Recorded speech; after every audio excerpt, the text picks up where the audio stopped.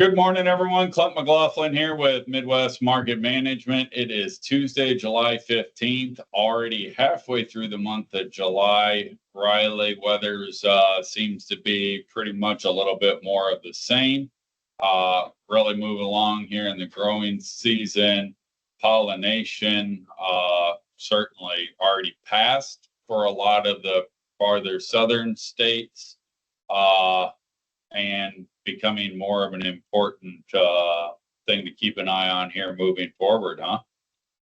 Yeah, last week, 10 days, a lot of stuff here locally shooting tassels in central Iowa. And I mean, it's going to continue to work north. So we're at the time of the year where weather is critical and conditions are looking good to support it right now. So if you're ready, let's just hop into crop conditions here first.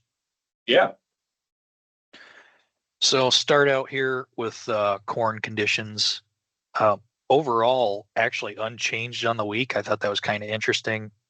Um, North Dakota caught some beneficial, little bit better heat, and then enough moisture to help any dry areas. See that on the corn and bean side there with a +6 on corn. We'll see what beans are here in a second. Missouri, also the big shocker. But other than that, pretty small moves. A lot of ones, down 3, up 2, nothing serious on corn. Beans is where it's interesting. Bean conditions improved by 4%. And like you and I would just mention, Clint, a 4% move in the month of July it's kind of crazy. So I'm a little bit curious as to why, but Clint, maybe you can feed into that a little bit better. I just personally think, I mean, a lot of people hack on USDA, and granted, I've had my issues with them too, but, the task at hand to estimate what these crops look like on a national level, it's a tough task. And I'm a little surprised by the big swings that we see, this time of year. To see that kind of a swing very early in the crop, um, that seems more likely to me, to see a big improvement. The sun comes out and starts warming up, like boom, things start sprouting. But there's also, you just watch plants around, and there is, that time where things just really pop. And maybe they saw that in some of these areas of Illinois. Maybe that, the delayed planting in the southern portion of Illinois, maybe that crop really just kind of made its stance here this last week. I don't. Yeah, but I agree overall this time of year, 4% move, pretty interesting at the least. But not going to spend too much time on that. I think let's just move right ahead into the actual looking Sure. ahead forecast. Starting out here, 1 to 5 day on temperatures. Stuff in the northern, looking towards the Dakotas, upper half of Iowa and north, upper 70s. As you're hitting pollination and tassels are shooting out, the best thing you can have is moderate to mild temperatures, and that's exactly what we're seeing, whether it's high 70s or low 80s everywhere in the central growing region. Perfect conditions for corn during this time of year. On the soybean side of things, not going to complain, no excessive heat. And as they're getting into the point where flowers are blooming on beans too, they just can't. They're getting to the point where they're going to start wanting that, as we call it, August rains. Everyone talks about that's what makes and breaks a bean crop. And we're coming to that time soon where that's going to be critical.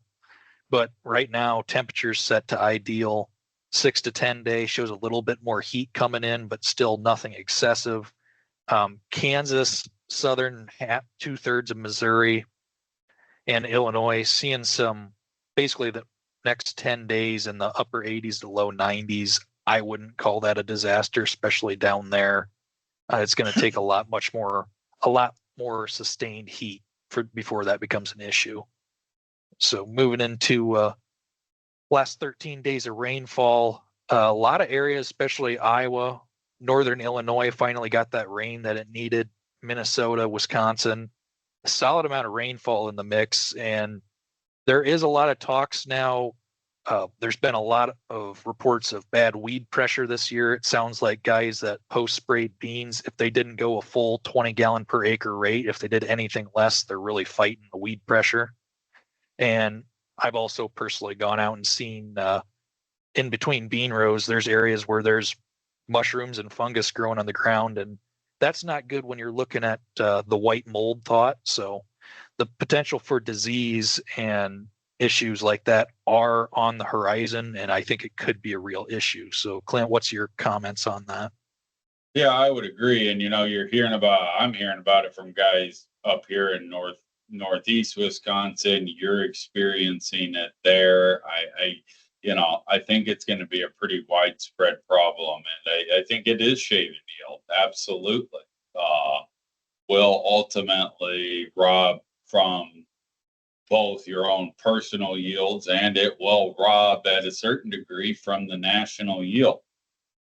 The challenging part of that question is, what are we robbing from?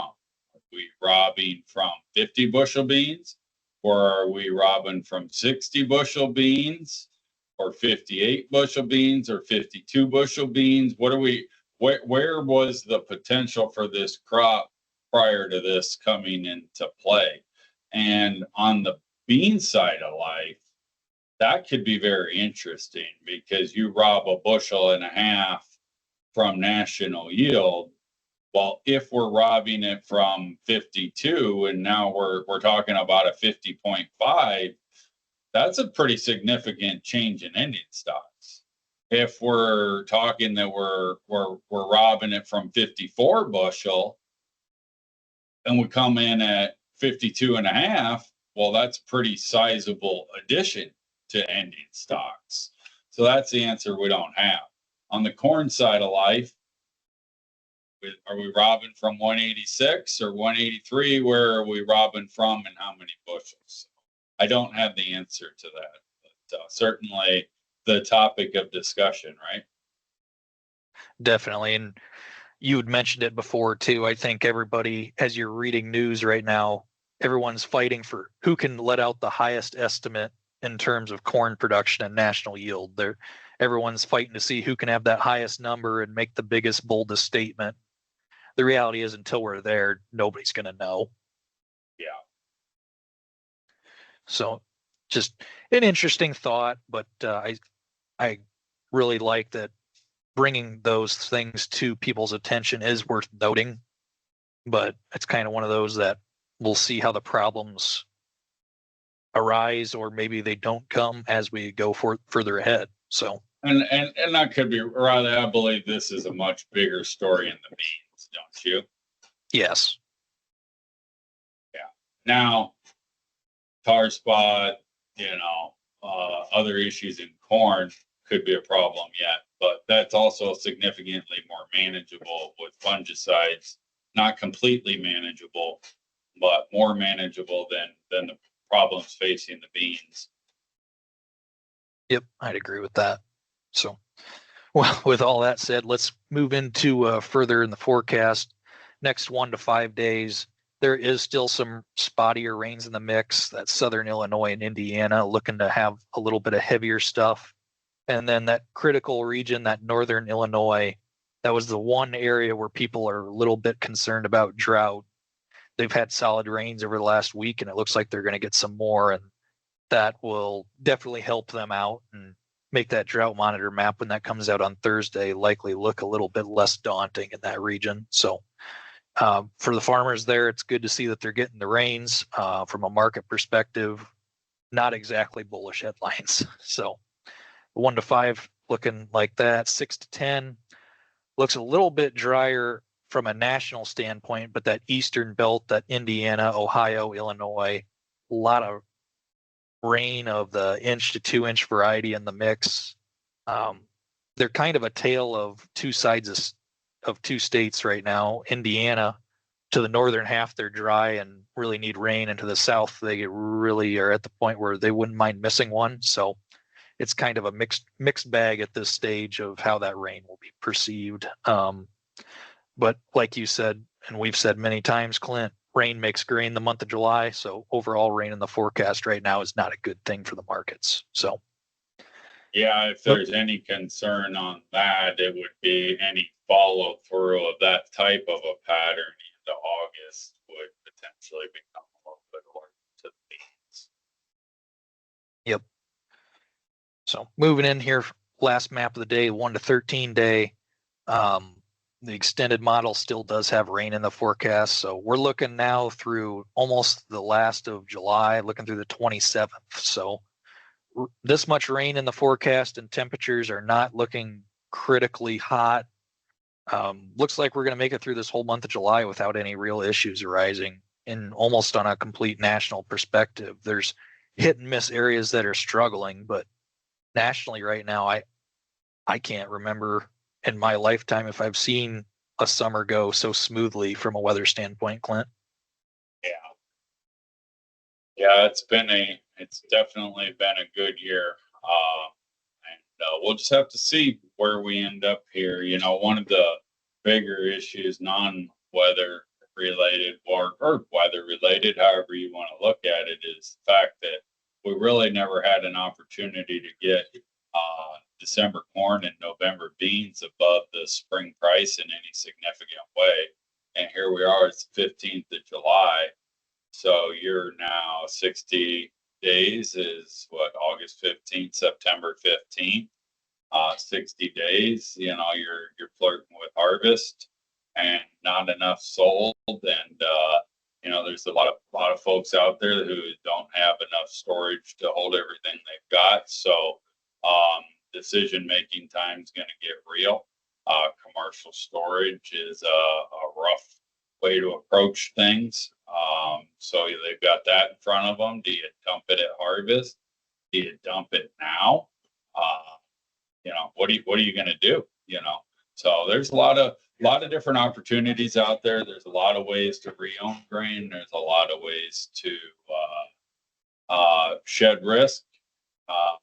And you know, it's really ultimately, Riley, about sitting down and running the pencil across it and looking at different scenarios and trying to make a good, strong financial decision rather than stick the head in the sand and you know, throw it on storage and take all those upfront costs that once that decision's made, you can't back out. Yep, absolutely. Not something you just want to not worry about until the time comes, and then when you get there, find a way to kick the can down the road a little longer. It's something that if you have a problem, I'd definitely look at addressing it sooner rather than later. Yeah, and you know, we've got a little bit of strength here past couple days. It seems like we gave up this, you know, had a good run yesterday in corn and gave it up this morning, but now we're back up 3 again, and we're getting up in that area where we could start flirting with that big gap that we left on the Dees corn chart. That might not be a bad place to start looking to maybe start addressing some fall bushels here. Yep, I agree. 10-4. Well, appreciate it, Riley. Again, Clint McLaughlin, Riley Sykard, Midwest Market Management. Check us out on our website. If you'd like to call and visit about some alternatives to commercial storage, we'd sure love to hear from you. Hope everybody has a great day, and we'll see you again on Thursday. Thanks a lot. This material has been prepared by a sales or trading employee or agent of Midwest Market Management and is in the nature of a solicitation. This material is not a research report prepared by of Midwest Market Management Research Department.